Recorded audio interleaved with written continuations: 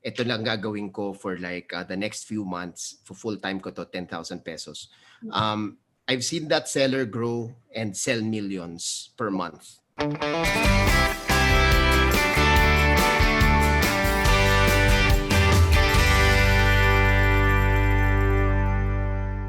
Good morning, good afternoon, good evening mga ka-Asenso kung nasan man kayong panig ng mundo. Kayo po ay naka-tune in dito po sa Ka-Asenso with Gerard and Mitch. Ako po si Gerard de la Peña.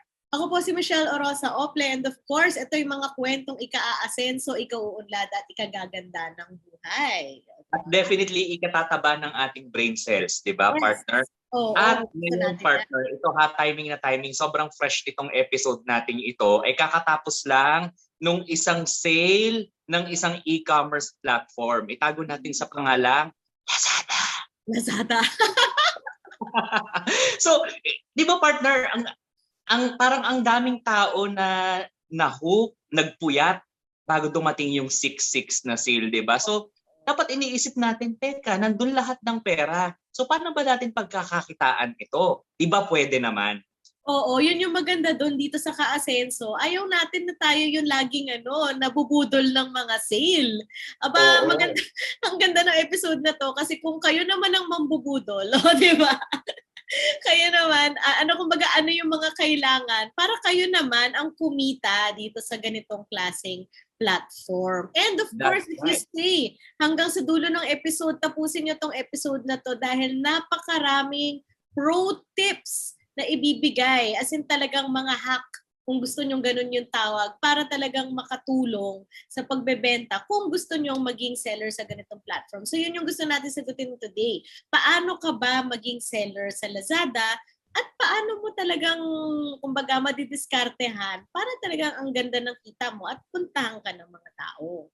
Yan, tama yan mga ka-Asenso. Kaya kung type nyo itong episode na to, hit like, i-share ninyo at mag-comment kayo sa baba, add to cart. Mapapa-add to cart kayo dito. Ang guest natin, walang iba kundi si Jonah Ople, ang VP at Category Director ng Fashion para sa Lazada. Alright mga ka-Asenso, for this episode, ang mga kasama natin, walang iba kundi si Jonah Ople ng Lazada. Ayan. Welcome, Jonah! Hi, hello everyone. Ayan, si Jonah ang Vice President and Category Director ng Fashion ng Lazada. At sobrang swerte talaga kasi nung nagustuhan namin itong topic na to, aba, nandyan siya. And yes, pinsan siya ng asawa kong si Carlo and my cousin ito. So, grabe mga ople! Joke. So, Jonah, ayun, please tell us, yun nga, paano ba magsimulang magbenta sa Lazada? Kasi parang napakalaki ni Lazada. Kumbaga, napaka-premium niya. And yet, actually open kayo to sellers. Yes. So actually, anybody can sell po on the platform. Madali lang siya gawin. Kung meron kayong Lazada app right now, yung pinaka mabilis po is to just type on the search bar. Yun, nasa pinakataas po ng app. Lagay nyo lang doon, sell on Lazada. Tapos, dadalhin po kayo sa isang page. Tapos, nandoon na po yung, we call it po na self-sign-up process. So, without any help, makakapag-sign up na kayo and to sell on the platform. Much like how paano kayo nagsa-sign up lang din sa social media. So, it's that easy po to get inside Lazada. Ito partner, I'm sure malolost yung mga mga viewers natin. Ano ba ang mga bagay na mabenta ngayon sa Lazada? Oo, yun po na. Okay. So, marami pong shift na nangyari, no? So, nagkaroon tayo ng pandemya and during that time, nag-demand shift din po ang ating consumer segment. So, ngayon, nakikita natin, mabenta ngayon yung mga safety gear, yung mga pambahay natin na items, and of course, yung nagkaroon ng rise din sa mga content creators. So, pati yung mga items na ginagamit nila, yung mga ring light, di ba? Marami po tayong items dyan na very affordable na talagang tinatangkilik po ng mga tao ngayon dito sa platform. So, malaking shift po. Pero ayun, mainly kung ano po yung nakikita natin na ginagawa ng mga tao sa labas, alam natin kunyari may lockdown, so nasa bahay, mga pambahay, mga gamit ng bahay. And then yung mga kids, of course, they're not in school. So yung mga pang-aral nila ng online classes, nakikita natin may surge po sa laptops, sa mga tawag dito sa mga tablets, kung ano po yung ginagamit nila today sa kanilang mga klase. Yun po yung mga bagay na nakikita namin, no, na bigla na lang may surge nowadays po. Oo. Pero ang tanong ko naman, kailangan ba yun yung binebenta or ano ba yung mga pwedeng ibenta sa Lazada? Ayan, so of course, anything at all, you can sell naman po doon sa platform. Of course, wag natin benta yung mga peke, ganyan. Hindi po yan, of course, tinatangkilik ng platform. Marami pong ways, no, para malaman kung ano ba ang pwedeng mabenta sa Lazada. And we can jump off po doon sa sinabi ko na kanina na, well, we can look at what's currently happening. So one of the best ways po na malaman kung ano ba ang mabenta is to actually use the search bar of Lazada. So kunwari po, today, kalahati po ng lahat ng pumupunta sa app ng Lazada ay gumagamit ng search bar. And dahil doon, maganda po yung data ng nakikita natin doon. And si Lazada today, of course, meron tayong tinatawag na algorithm. Yung algorithm na yon, yung nagsosort ng mga items kung ano yung unang makikita pag may sinearch. Ngayon, for example, kung titignan natin, let's say, loungewear. Sabihin lang natin, yun yung isang mga tawag namin top search term. Basically, kung ano yung pinaka-sinesearch ng mga tao today. So, kung sinearch natin yung loungewear, may lalabas po na parang drop down from the search bar. May kita nyo iba-ibang versions ng loungewear. So, may loungewear, may pambahay, lalabas po lahat yan. So, ang magandang way is to click on one of those. Tapos may kita nyo yung catalog after. So isang buong hilera po yan ng mga items na binibenta. So ngayon, mapapansin nyo po, may mga items talaga na angat doon sa iba. So usually, yun yung mga items na pinakamaraming views at yung pinakamatataas na rating. Kasi po, at the end of the day, kami po as Lazada, we want to kind of guess more or less what the customer wants to buy. So at the fastest rate possible. So that's the reason why, of course, yung pinaka-ifa-front namin, ano ba yung pinaka-kiniklik ng mga customer, ano ba yung pinaka-binibili, at ano pa yung pinaka-highest rated. Oo. Ako, I'm looking ngayon sa app ko kasi mabudol. Nabubudol ako nitong app na to. Pero what I'm seeing is parang, if I go to yung search bar, yung history and then parang search discovery, parang ganon. Yes. Yung pag wala pa kayo i-type, doon sa search bar. Yan naman, pag wala pa kayo tinype doon sa search bar, yung mga lalabas dyan, yan yung mga parang pinupush namin as a company. So yan yung mga nakikita namin na trending o kaya yung mga nakikita natin na brands who have want to communicate a sale. Dyan po yung isa sa mga spots po na pwede nilang gawin yan. And of course, if you're also a seller on Lazada, you will have access rin to these kinds of portals po. Mga tinitignan ko pala, sugar-free syrup, alcohol sprayer. Jonah, nabanggit mo yung pinupush. So parang in turn, parang nag-a-advertise. Ano yun? Sumisingil ba kayo dun sa seller kasi pinush nyo yung product nila? Or talagang algorithm lang to? Mix po siya. So meron po, of course, ibang mga part nung app namin na of course we sublet for ads para naman po, of course, if yung brand gusto talagang mag-communicate, because at the end of the day po, si Lazada is not only a platform for buyers but also for sellers. So if you want to communicate and amplify your brand more or your shop more, we have options for you then to make that happen right away. Okay. Ano ba requirements, kunwari? May ID ba na kailangan? Or, Okay, so, oo. Actually, very simple lang. Una kasi, when you go to the Sell on Lazada po, doon sa app search natin, pag magsa-sign up na kayo, it will only ask you for two things. No? So it will ask you first, ano ba yung shop mo? Is it a personal shop or is it a corporation? So siguro po most po ng ating mga viewers, I think gusto personal. So personal selling. So doon po sa personal, dalawa lang po yung kailangan. Isang government ID, tsaka po bank account kung saan po ilalagay yung of course benta nyo. Marami yun pag corporation. Marami. Yes, so may business permit, and then a lot of other things na kailangan pa nilang isubmit. Mostly naman po, those are for verifying po na you are paying your taxes, etc.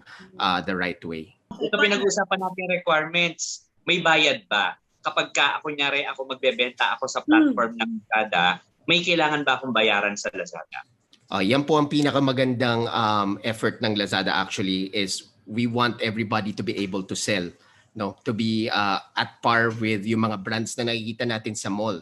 So wala po tayong babayaran. 0% commission tayo on regular selling. Meron po tayong tinatawag kasi na Laz Mall.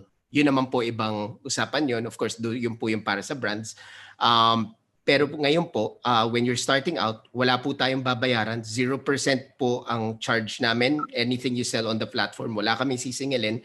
Of course, ang meron lang po doon yung payment fees na tinatawag. Opo, yung payment fees because that's, I think, legally we have to pay that. And that is only around 2.2% of your total revenue po. Or total benta nyo po dito sa Lazada. So, walang upa. Ano ba yun? Walang upa sa Lazada po.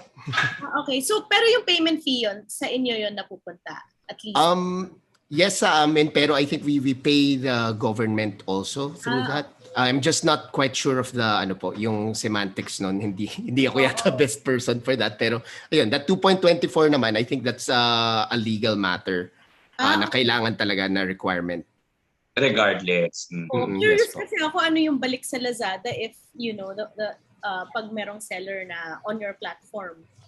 This might not necessarily be yung ng Lazada, pero to me, the reason why wala pong charge in Lazada, mostly because we want more and more sellers to be inside. And of course, as nag-grow po natin yung seller base, nag-grow din po yung assortment. And at the end of the day, somebody will shop on an e-commerce platform kasi nandun yung gusto kong bilhin. Right. Yan. So it's populating then the seller. Yes po. Your merchants, kumbaga. Yes. And then Lazada will earn some other way. Yun, di ko na lang alam kung paano. Wala pa. Feeling ko baka mga pagkatapos ng pandemya yan, may upa na. May upa. Nagpa-upa na bigla. Nalugi na pala. Pero ito yung very interesting sa akin din, partner, and of course kay Jonah. Yung suporta na binibigay niyo sa mga sellers. Kasi yun nga, nabalitaan namin na parang there's a lot of perks, not just yung fact na wala pang upa. Pero for those lalo na who are starting out or maybe may physical store sila before na maliit and then hindi na nakakabenta ngayong pandemya, may suporta si Lazada. Can you tell us about that one? Yes. So marami po tayong types of support that we give to our sellers. One of the first things that you will have after signing up is within 7 days, tatawagan po namin kayo. So meron po kaming agent who will call you and will help set up your store. So if you have any questions, and of course to welcome you pala. Yun pala, welcome kayo, and then of course they will help set you up your store if you have any questions. Ano ba yung ibang requirements natin? Because of course yung requirements po na government ID and yung bank account is just for the sign up. Pero of course, if you have your store, meron din po tayong iba pang requirements dyan. So naka-order naman na po tayo sa Lazada. So nakikita nyo may Lazada pouch. Meron tayo doon yung mga piniprint out na either na sticker or na paper. Di ba po yung nakikita natin kung nasan yung order natin. Lahat po yun tutulungan po kayong i-set up ng ating agents within the first 7 days of signing up. Para po masigurado natin na your store is really up and running and wala masyadong friction between you and yung yung store nyo being able to sell within that time frame. Ang galing. Yung waybill ba yung tawag doon? Yes, yung waybill. Opo. Of course, regular sa mga pwede na magbenta. Yun, actually, meron tayong yun po, meron kasing different ways din that tinatawag namin doon yung fulfillment. I think that's one of the main topics rin of most people who want to sell. Paano ba yan? Pipick upin ba yan sa bahay ko? Drop off ko ba yan? So during that time po na nagsiset up po kayo ng account, maimbitahan ko rin po kayo na you join po what we call Lazada University. So kasali po yun doon sa aming tinatawag na seller center. Yun po yung back-end system natin. Once you sign up, you will have access to that. And yung Lazada University basically tells you everything about e-commerce, how to sell, what is currently selling, how to set up your shop the right way, where to spend if you want to spend some marketing money. Lahat po yun, may kita nyo po doon sa Seller Center, Lazada University. And the Lazada University is actually hosted by employees of Lazada. And of course, sometimes we invite the biggest sellers po on the platform who want to help out po yung mga kapwa seller nila para po, of course, lahat tayo will be successful. So it's a very good community to be part of because a lot of people are just here to help each other out. There's not really much competition. Pag seller to seller, meron nga mga iba pa pong mga groups, puro seller lang sila doon, nagkukwento sila, ano yung experience, what are your best practices. Tapos share lang po, and it's a very fun community to be part of. And I think once po na nakapag-sign up kayo sa Lazada, it's good to be involved in a lot of these things. Lazada University, the communities, para po of course you get up and running as fast as possible.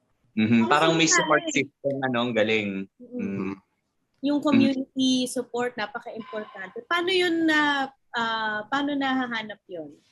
Ayun. So marami pong ways. So meron po sa Facebook, meron po mga Lazada sellers sa Facebook. You can just search for them and join their group. Meron din po yung mga, of course, yung official Lazada Facebook. I just don't have the name right now. I think they're in the process of changing it. Pero of course, that's they will be the ones inviting you to be part of that po after a certain period of time. Okay. Kailangan seller ka muna. Yes. Siguro one thing to mention then because you mentioned Ate Mitch yung Ate Mitch yung mentorship program. So it gets more and more detailed as you become a more and more serious seller on Lazada. Of course, as you pour in more time and you sell a lot more, you will rise up what we call seller segments. So of course, as you become bigger and bigger, mas dadami yung support because you will need a lot more po na support during that time because kung nakikita nyo po minsan, for example, yung flash sale, minsan nakikita nyo doon 10,000 sold in 5 minutes, for example. So paano yun? Mapipick and pack ko ba yun by myself within the day? Diba? Parang imposible. So you will need a lot more support. And of course, as you grow, there will be more support given to you. At one point, if you become one of the bigger sellers, you will have a dedicated account manager na po. And that you will be able to interface with them any time of day and about anything at all and anything that you want to do. And of course, the support will be there and of course, the recommendations will be there on how to grow further at that point po. Sa mga na-observe ninyo na mga baguhan na pumapasok dito sa Lazada as a seller, ano yung napansin yung aspect kung saan sila nahihirapan at kailangan ng assistance? Okay. Aside po doon sa fulfillment, because that's something po na of course is very new to everybody. Bagong proseso to in general. So I think yun, focus a lot more on that. Yung Lazada University po will be able to help you out a lot with that. May step-by-step po tayo doon. Hahanapin lang natin yung mismong, of course, yung video or yung tutorial there. Tapos I think my main advice is to first try it out. So try nyo pong bumili muna sa sarili nyong store. Diba? Try lang natin one item. Paano ba to? Paano ba yung step-by-step nito? Pagkadating ng items, saan ko ba siya makikita doon sa seller center? How do I say that it's ready to be, it's already been packed? Kasi po yun yung nagsisignal, of course, to Lazada na, okay, you have to put it in a drop-off station or if you're a bigger seller na po, Lazada will come pick it up in your warehouse. Then after that, mga ilang hours ba yun? So mga time and motion study po natin, that's very important.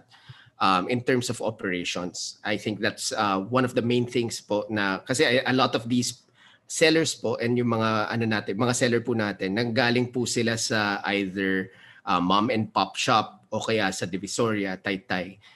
Wala pong ganyang proseso doon. Of course, yung customer andun tapos pipick upin na lang pag binili. Dito po it's a lot different. So I think this is one of the things that they need to focus on first. And napansin namin na dito po talaga sa unang unang linggo, doon sila mag-focus sa operations because it will only get more complex po as you get more orders. Imagine po bigla na lang may 100 orders kayo today. Nakakahilo yun. So maganda po before starting to ramp up or scale up your business is to know the ins and outs po of the operations of the e-commerce platform. Ganda nung try mo muna na mag-order and see where the process goes. O, diba? Ito, sorry this is just a curious question. May nagbebenta ba ng pagkain? Like, fresh or something sa Lazada? Actually, meron kaming inopen because of this pandemic because we wanted to support as many types of sellers as possible. Meron ng Lazada Fresh. So meron dong frozen, meron dito mga food, mga groceries, may Lazmart pa which is another thing that acts like a grocery for you. And it's it's very accommodating to a lot of people because we know that marami pong nawalan ng trabaho noon and maraming nag-start up ng kanilang restaurant business. So this is something that can help them din po. Galing. Yung sa food, ano yung pinakamabenta? Yung goodies ba yan? Same as nung ng ECQ, yung tipong ube pandesal ba yan? Or bas cheesecake ba yan? Kung anong mabenta? Hindi ko lang sure kung pwede sabihin yung exact one, pero usually it's good to assume po kung ano po yung trending ngayon, yun din po ang hinahanap ng tao sa platform. Revelation sa akin yan, maka-surf pa nga. Kung saan kasi ako tumitingin eh. Anong mabibigay mong mga tips sa mga gusto benta sa Lazada? I'm sure marami sa mga viewers natin, revelation sa kanila na almost anything goes naman pala, wag lang peke. Pero natatakot sila na parang, teka lang, fulfillment, e-commerce, Big words. Oo, di ba? Ano yung mga pro tips na mabibigay mo sa mga gustong magsubok na explore? Sige po. Okay. Siguro ilagay ko po yung fulfillment mamaya kasi yun yung I think mas hot topic. Pero siguro let's start po tayo with some context before you set up. Like why would you sell on Lazada? Usual po na yung sinasabi ko po to new and prospective sellers and sellers na po na gusto namin ipasok sa Lazada is Lazada is an all-in-one kind of platform. The difference po between selling here on Lazada as to selling in Facebook and Instagram is you don't have to worry about anything anymore because sa Instagram ikaw gagawa ng payment, 'di ba? The bank transfer sa iyo. Ikaw yung magbo-book ng iyong delivery service. And most of all, ikaw yung mag-a-attract ng customers to your store. Gastos din po 'yun. And that's something that Lazada can do for you without you actually lifting a finger. And one of the things I think before you actually start on the platform that you have to, kailangan nyo pong tignan is ano po ba yung gusto nyo talagang ibenta? Anong klaseng seller po ba tayo? Because napansin ko po I'm almost 6 years working in Lazada and one of the biggest things po talaga na kailangan nyo ma-determine is your assortment. Ano po ba ang may offer ng store nyo to the buyers on the platform? And this starts again, balik ko lang po dun sa kaninang nasabi natin. Yung mga buyer po, 50% of the time, nagsa-search.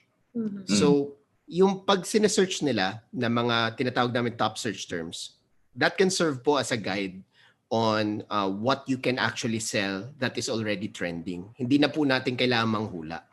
So, nakalagay na po yun dyan. If you sign up, actually, you will have access to Lazada University and sometimes they also mention all of these top search terms there. And you yourself can actually do that exercise by just looking around and trying to search on Lazada. And tignan po natin what kind of items are already here. Siyempre, ayaw natin makipagsabayan. Kunyari po, makikita nyo, may nagbebenta ng medyas at 20 pesos, for example. Ay, hindi ko kaya mag 20 pesos eh. Pero I think one of the things na yung mga seller po need to realize also is that hindi naman po lahat ng bumibili gusto ng 20 pesos na medyas. Merong bumibili ng 500 peso na medyas. Saan ka magsa-slot in doon? Baka pwede ka mag-develop ng own brand mo around medyas na 200 pesos. And that will make you a bigger seller, one of the biggest sellers in itself. Just selling po socks na fulfill ang needs ng mga tao na gustong bumili ng medyas for that price. So if you do this in a lot of po the categories that you are interested in, kunyari po sa fashion, and siguro, okay, if that's okay, I'll talk about fashion more kasi yan yung mas may experience ako. If you talk about fashion, titignan po natin right now, ano po ba yung kalagayan ng mga tao na bumibili ng damit? Well, usually nasa bahay sila, nagzo-zoom, so maybe yung tops, yan yung something that they would still buy na medyo high priced. Bibili po sila ng chinelas because they're in the house all day. Bibili sila ng sweatpants, bibili sila ng sports bra because nag-exercise na sila sa bahay today. Ngayon po, that line of thinking, i-search nyo po isa-isa yun. Tignan nyo, what's on offer? And with that, you can start your own wish list na of what can I start to sell? What brand can I build para I can sell something on Lazada that nobody is offering yet? So that's one of the things na I think people should focus on. Bago po tayo magbenta, of course, ayaw natin na talagang sige-sige lang benta agad. Maganda po may konting pre-planning lang. I mean, hindi naman kailangan na to the dot na, ito pinaka-search, then number 2, number 3. Hindi po ganun. Maganda lang po, may konting may konting flow lang tayo in how we plan out our assortment, plan out our pricing, and of course, yung ating promotions. Something I think more advanced, maybe we can talk about in the future, how to set that up. That's something that, of course, customers want. And of course, Lazada always provides, as you all know, araw-araw may sales sa Lazada. So we have to prepare for that as well. And then, what are the customers looking for in general? Like, for example, in promotions, may tinatawag po tayo na free shipping. Ang ganda ng phenomenon na to free shipping. Ang daming tao, bibili lang talaga kasi nakita nila free shipping. Kahit na mas mahal ng konti itong item na to, mas bibili niya ng mga tao. Bakit? Well, I don't have to pay for shipping. Tapos, binibili na nila. And ang cost ng free shipping, more or less right now, I think nasa around 40 to 50 pesos within Metro Manila. Metro Manila to Metro Manila, for example. Yung 40 to 50 pesos na yun, na pwede mong ibayad for a free shipping natin na promotion, will be more appreciated by customers than a straight up 50 peso discount. Things to think about then. So, of course, maraming mas advanced pa na pwedeng gawin, but in terms of what you can do today, assortment, plan out your pricing, free shipping. 40 to 50 pesos. Interesting. Halagang 40 to 50 pesos, may mga customer na pupunta sa'yo. Oo nga, Yes. ang galing. Diba? And ang galing din na you also have to really check out yung habits ng customers kasi doon pa lang may clues ka na kung ano yung mga papatok sa benta. Ang susunod kong tanong, magkano ang kailangan like kapital, lalo na minimum supply na kailangan. Kasi for sure, lalo na yun nga, pag dumami na yung orders, diba? These are common problems. Pero magkano yung dapat meron ako, whether it's for my products or for everything else that you mentioned, to pre-plan everything, para suwabe yung pasok ko as a seller sa Lazada? Okay. It depends po on how fast, of course, you want to grow and how confident you are with your product. Pero just an example, I've seen people start with 10,000 pesos, for example. Start with 10,000 pesos. Nag-all-in talaga sila. Sige, 10,000. Ito lang gagawin ko for like the next few months. For full-time ko to, 10,000 pesos. I've seen that seller grow and sell millions per month within the year, through the years. Siguro, it's a lot of trial and error. Kasi kunwari, kung medyas example, pero yung medyas. Kaya hindi gumana yung medyas. Lipat tayo, sports bra. Sige, baka gumana to sports bra. Tapos pag nabenta mo na yan, okay, gumagalaw to, sige, I'll buy more of this and then I'll put my capital somewhere else. The rest of my capital, maybe kuha ko ng sapatos. Kuha ko ng sapatos na made in China. Of course, hindi fake. Made in China lang. May mga gano'n naman. Made in China na sapatos because that's trending. Kailangan ng tao ng sapatos kasi nag-exercise sila sa bahay. Let me try that. Let me buy a few stocks of that. Tapos, tignan natin if it will move in the next few days. Kung hindi, benta ko, clearance sale, balik sa akin yung capital ko, I'll try something else.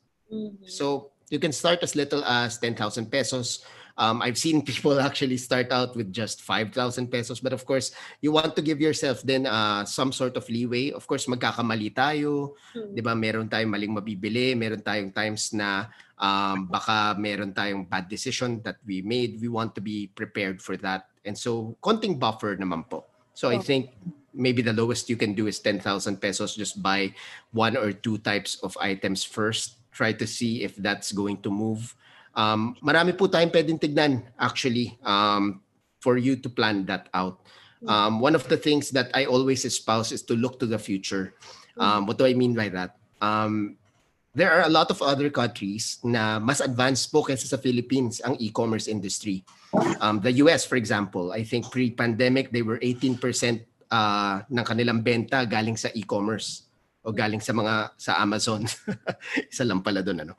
Tapos, in China, it's around 20%. In the UK, it's around 17%, something like that. And yung mga yun, napunta na sila sa phase kung nasaan yung Pilipinas today, which is about to grow yung e-commerce. So we can take a lot of things from them. Ano ba yung nakita natin doon na ginagawa na hindi pa ginagawa dito, for example? One of the things na sobrang na-appreciate ko, I went to China, I think 3 or 4 years ago in the Alibaba campus in Hangzhou. And at that time, may something na nauuso doon eh. It's live streaming and tinatawag nilang KOL selling.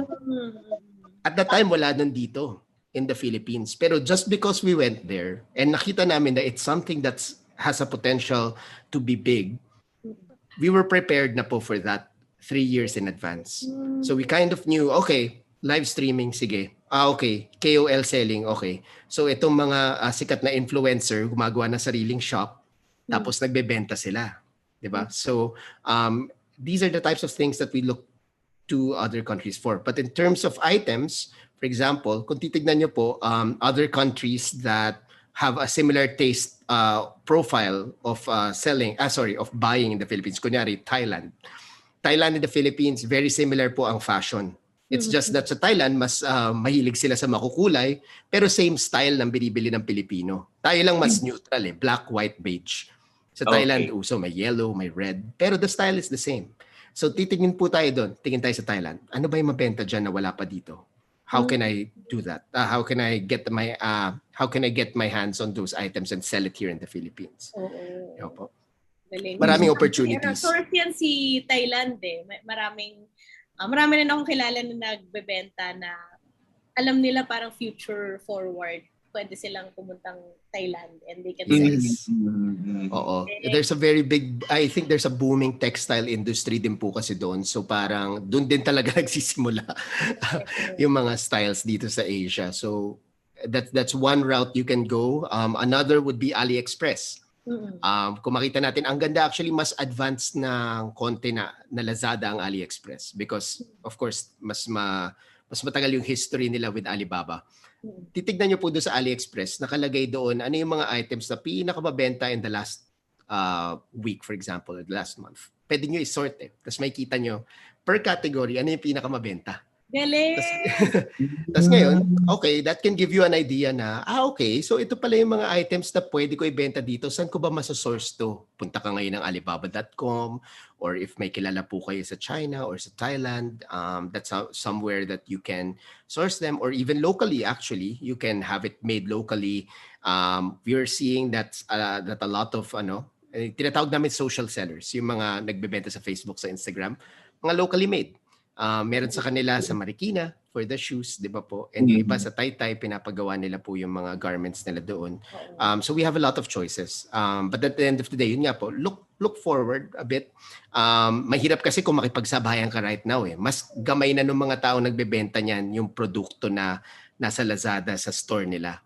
If you want to differentiate yourself, do a little bit of research lang po. Siguro mga 10-20 minutes a day. Mag-search lang po kayo dyan sa mga ibang platforms in other countries. Pwede naman po ma-access yan from the Philippines like AliExpress, even Lazada Thailand, Lazada Indonesia. Yan po. Even Amazon if you want. Yan po. Galing. There. Kung susundin ko lahat ng sinabi mo, magkano pwede kong kitain? Good question. Good question. Ayun.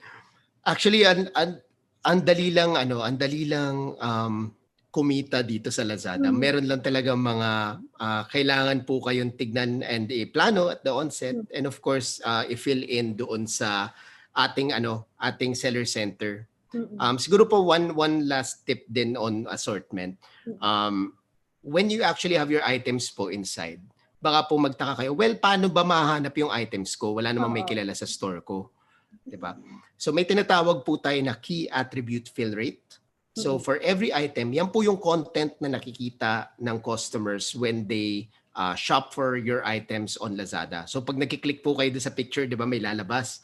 So kunwari po, may mga 5 pictures doon, and then may mga description, may size. Lahat po yun dapat po i-fill out natin as detailed as possible. Because yun din po yung hinahatak ng search engine. Parang Google SEO, pero within Lazada. So yun yung hahatakin niya. So ensure po na if you're coming from a place na alam nyo po yung top search na term. Kunyari po, women's shoes on sale. Totoong top search term po yun. Women's shoes on sale. People really search for that na women's shoes on sale. Ensure nyo po that somewhere there, doon po sa ating long description, ay may nakasulat kang women's shoes on sale. Hindi naman kailangan tuloy-tuloy, pero ensure that those words are there. Ensure na ilagay nyo as many details as possible, because not only for search pero for your buyer as well, because wala tayong sales lady dyan, or wala tayong promoter who will tell your customer everything about the product. And as we all know, people who shop online are less patient than the ones offline, because it's very easy to switch between products, between stores. Right? So we want them to be as informed as possible. We want to hook them as fast as possible. So ensure that your photos are really good. They are what we call clickbait worthy, kasi technically sa dami ng pictures dyan, gusto mo yung sayo yung mag-stand out. And how are you gonna do that? You have to know, of course, your demographic. What's important to them, diba? Ano ba yung gusto nila makita? Is it a lifestyle photo? Is it a photo na white yung background? Diba po? These are things that you can test along the way. You can change these things at any point in time. And once you have them inside, what do you want them to know? Diba po? Do you want them to know that this shoe can withstand heavy rain or something? Waterproof ba siya? Ano yung unique selling point? Ano ba yung magpapabili sa akin itong sapatos na to? Diba po? Usually in 3 points, kunyari, 3 points. Ano ba, why is this shoe so special? For example, waterproof, gawa sa leather, locally made, something like that. And then that's something that you can hook your audience with. And of course, hopefully they will add to cart and check out. Ayun. Yes. Yun ang pinaka-importante. Mag-add to cart at mag-check out. Umabot kayo dito, i-type nyo sa baba, add to cart. Add to cart. At least dito wala pang bayad yung pag-type nyo dyan sa baba ng add to cart sa comment section. Oo nga, oo. Ito Jonah, you were talking about looking forward kanina. Ano ba ang nakikita nyong future ng e-commerce dito sa atin sa Pilipinas? Is this going to stay kapag nandun na tayo, back to normal na tayo? Or ngayong pandemic lang to? Anong nakikita ninyo? Well, of course, what we're seeing is in the future, the lines between offline and online will be blurred a lot more. We've seen during this pandemic that there is a need for e-commerce. Some people have tried it for the first time and liked it, like the convenience of it, like the fastness of it. And I think right now, the future is that there's going to be some sort of combination between offline and online. I think they call it omni-channel in some places. They call it that. But the experience of the customer and the customer journey profile, yun po yung kailangan natin na bantayan. Nasaan po ba nagpupunta ang customer natin today? Ano yung tinitignan nila? Paano sila nakaabot dun sa checkout? So in the future, it's not only going to be na, okay, pupunta ako sa mall, makikita ko to dito, hindi ko bibilin, pero baka pagdating ko sa bahay, punta ako ng Lazada and check out ko dun. We have to be ready for that. And I think people who are selling in malls right now or even in their own shops, consider po na it's something that you have to add to your current arsenal of selling channels. Okay. Kasi po at one point, more and more people will have access to internet. More and more people will have access po to online shopping. And I think it really is the future. We've seen a lot of examples already with the States, di ba po, in Amazon and Alibaba, Taobao and Tmall in China. So dito po, it makes actually a lot of sense since archipelago tayo eh. So mahirap pumunta between island to island. It will cost brands more, it will cost sellers more to sell in far-flung islands if they're to put a brick and mortar all the time.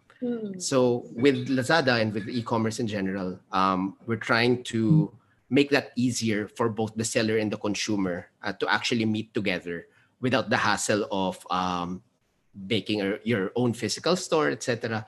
So these are things that we're looking at and that we're very hopeful that can change the retail landscape po here in the Philippines. Galing. Future is bright.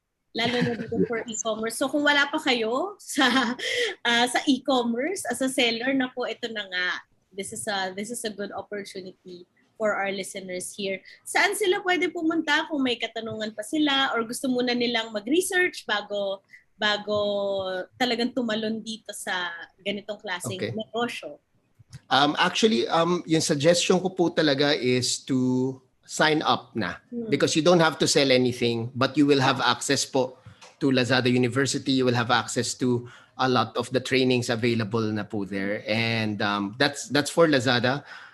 Pero po, if you want more information, of course, there's a lot of readings to be done. Pwede kayong pumunta dun sa Inside Retail. Tingnan nyo ano ba yung mga nangyayari sa overall global landscape natin. That's one. Basically po yung mga news ng mga retailers. I think that's a good way to research beforehand before getting inside. Ano pa ba? Siguro po, research a bit on where you can source your items. Like we said, ang dami na pong available today. So Alibaba is one. Diba? I think even in Japan, meron na po, you can source a lot of like the toys there, etc. So the economy, the global economy, I think has opened up a lot more because, of course, the pandemic and everybody is scrambling for sales. So e-commerce has become, it has evolved a lot faster because of what happened. And I think we can take advantage of that today by just looking for these options for us to grow. Oo. Ayan. Naku, maraming salamat, Jonah, for joining us. Thank you so much. Ayan, nila sa Facebook. Salamat sa Facebook. Yun nga, ang galing lang that Lazada is doing this for the sellers as well. And may opportunity talaga. And it's a good time to really try it out. Diba? Thank you. Thank you, Jonah. All right. Thank you so much for having me. Yes. Ayan mga ka-Asenso, ako ang pinakamalaking takeaway ko dito sa sinabi ni Jonah sa ating partner. Sa mga natutunan natin before sa mga naging guest nating mga entrepreneur, parang isa rin yung formula or hindi ko alam kung formula matatawag yon. If you wanna sell something, if you want to get into business, hanapin mo yung pangangailangan. Yan. At ikaw yung maging kasagutan doon sa pangangailangan na yon. Kanina sinasabi nga ni Jonah, di ba, na parang lahat ng mga tao ngayon, working from home, nasa bahay lang. Ano ba yung kailangan nila? Chinela, sweatpants, sports bra, mga bagay na pang exercise, panluto. And tingnan mo kung ano yung kakulangan doon at doon ka pumasok, di ba? Ang ganda. Ang galing kasi kung hihimay-himayin natin kung ano yung talagang karamihan ng sinabi ni Jonah. Talagang there's a lot of research involved. Yes. And ako, ang gusto ko sa kanya, yung hindi lang yung research na kung ano yung meron dyan. Pero ako particularly, natuwa ako dun sa look forward, look into the future. Kumbaga mag-invest ka ng panahon para tignan kung ano yung ginagawa na hindi pa nagagawa dito. Kumari sa ibang bansa, ibang platform, di ba? Even dun sa search ng Lazada, makikita mo kagad kung ano yung mga, ano pa kaya yung pwede mong pasukin na wala pa. Right. Di ba? Yung mag-invest ka na wag makipagsabayan. Kasi minsan, kaya ko yan, sabay ako, bababaan ko yung presyo. Pwede naman, pero sayang, di ba? Kasi some of the premium stuff really come from ideas na medyo, kumbaga bago-bago siya dito sa bansa natin. So, do you have what it takes para talagang maghanap ng ganon, di ba? So, sa akin talaga invest some time on that. And then ako, last is maximize yung platform. Kaya namin to binuo, yung episode na to. Kasi natutuwa kami na merong mga paraan na matulungan 'di ba? Ang mga gustong magbenta online na hindi lang basta-basta o sige, magbenta lang sa ibang klaseng social media, 'di ba? Pero merong mga platform na tumutulong talaga at sumusuporta lalo na sa mga MSMEs. So, we think this is one of those platforms. So, come into that platform and really learn what you can. Sa akin talaga, take advantage. Lalo na habang bata pa ang e-commerce dito. Wala pang upa. 'Di ba? Oo. Dito sa parang e-mall na ito. Take advantage and learn as much as you can. Early advantage is always a good advantage para sa akin. Yan mga ka-aseso, kung umabot kayo sa puntong ito ng episode, itong isa sa mga importanteng mensahe ng episode na ito Get started now na. Walang bayad yan, walang commitment, di mo kailangan magbenta now na. So yan, pasok ka lang doon, try mo, di ba? Try mo. Tapos yan, sabihan mo kami, kung kami naman ang mag-a-add to cart. O, di ba? Correct. Okay. Ayan. Oo, mga ka-asenso, ayan, ang ating pong fresh episodes ay lumalabas tuwing Sabado, 12 noon Manila time. Kaya next week magkita-kita po ulit tayo. Ako po si Gerard de la Peña. Ako po si Michelle Orosa Ople. God bless mga ka-asenso.